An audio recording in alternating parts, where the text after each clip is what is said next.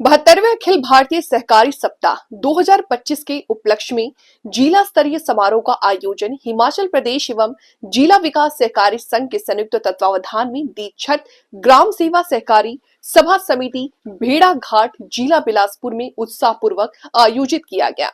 इस समारोह में नगर एवं ग्राम नियोजन आवास, तकनीकी शिक्षा, व्यवसायिक एवं औद्योगिक प्रशिक्षण मंत्री राजेश धर्मानी ने बतौर मुख्य अतिथि शिरकत की। इस कार्यक्रम का मुख्य उद्देश्य सहकारिता के सिद्धांतों को जन जन तक पहुंचाना, सहकारी संस्थाओं की भूमिका को मजबूत करना तथा ग्रामीण स्तर पर सहकारी आंदोलन की नई दिशा प्रदान करना रहा। इस अवसर पर बोलते हुए राजेश धर्मानी ने कहा कि वर्ष 2025 को अंतर्राष्ट्रीय सहकारी वर्ष के रूप में मनाया जा रहा, जो विश्व स्तर पर सहकारिता के सिद्धांतों और भावनाओं को और अधिक सशक्त करने का महत्वपूर्ण अवसर है। उन्होंने कहा कि हिमाचल प्रदेश सरकार सहकारिता को ग्रामीण विकास की रीढ़ मानते हुए गांव-गांव तक पहुंचाने और आधुनिक तकनीक से जोड़ने के लिए निरंतर प्रयासरत है। उन्होंने कहा कि प्रदेश में सहकारी समितियां कृषि, मत्स्य, बागवानी, दुग्ध उत्पादन, विपणन और वित्तीय सहयोग जैसे अनेक क्षेत्रों में मजबूती के साथ कार्य कर रही है। इससे न केवल स्थानीय अर्थव्यवस्था में सुधार हुआ है, बल्कि हजारों किसान, महिलाओं, युवाओं को आजीविका और रोजगार के नए अवसर प्राप्त हुए। इस वर्ष सहकारी समिति का विषय ग्रामीण विकास में सहकारी सभाओं की भूमिका निर्धारित किया गया।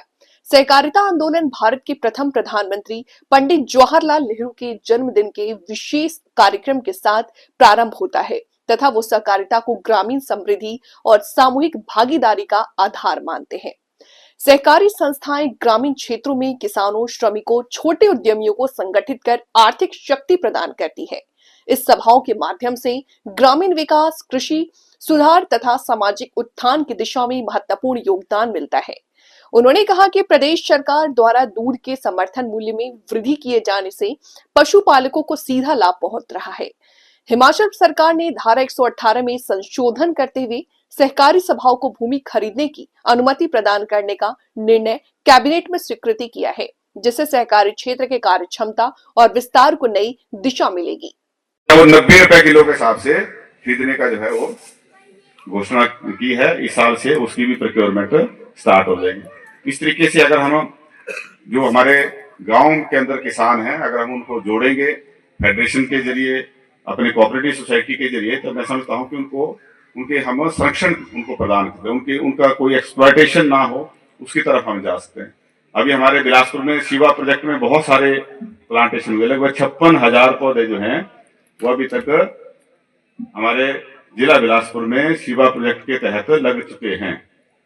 और अभी इस साल भी अभी जैसे हमारा सिट्रस का फ्रूट आएगा, हजारों टन जो है वो सिट्रस का जो है प्रोडक्शन यहाँ पे आने वाली, मतलब 1000 टन से ऊपर जाएगी प्रोडक्शन इस बार, है ना। और उसी तरीके से लंच का में जो है लीची का है, उसका भी मुझे लगता है आने वाले जो बरसात होगी उसमें भी जो है काफी हमारी जो प्रोडक्शन है वो बढ़ने वाली है, क्योंकि पेड़ जैसे जैसे बड़े हो रहे हैं उसकी प्रोडक्शन फिर पैदावार जो है बढ़ जाएगी। तो इसके भी हमें कहीं ना कहीं अपना रोल जो है सहकारिता क्षेत्र को जो है वो बीच में इंट्रोड्यूस करना पड़ेगा, ताकि जो है उन किसानों को अच्छा मूल्य मिल सके और लोगों को भी जो है हम इस तरह की एक्टिविटीज में हिस्सा लेने के लिए प्रेरित कर सकें। तो ये कुछ नई एक्टिविटीज थी, मैंने आपके ध्यान में लाई है।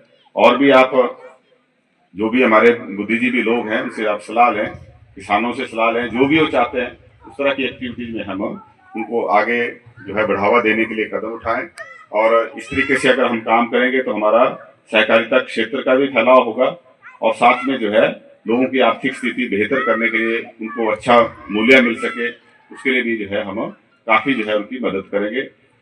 ये सबसे बड़ी प्रीरिक्विजिट है कि हम अपने जो हमारे सदस्य हैं उनके भरोसे को हम बनाए रखें, ताकि इस मूवमेंट को जो है हम आगे बढ़ा सकें।